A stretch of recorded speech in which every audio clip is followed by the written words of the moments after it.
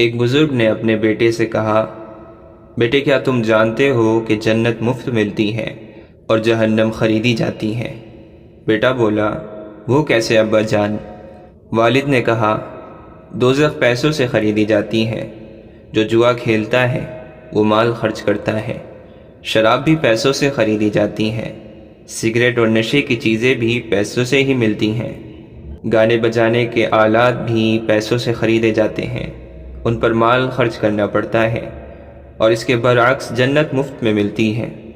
میرے بچے، جو نماز پڑھتا ہے مفت پڑھتا ہے، روزہ بھی مفت میں رکھا جاتا ہے، اسی طرح استغفار کرنے اور نگاہیں نیچی رکھنے اور اللہ سے ڈرنے اور اچھے اخلاق اختیار کرنے پر کوئی خرچ نہیں آتا۔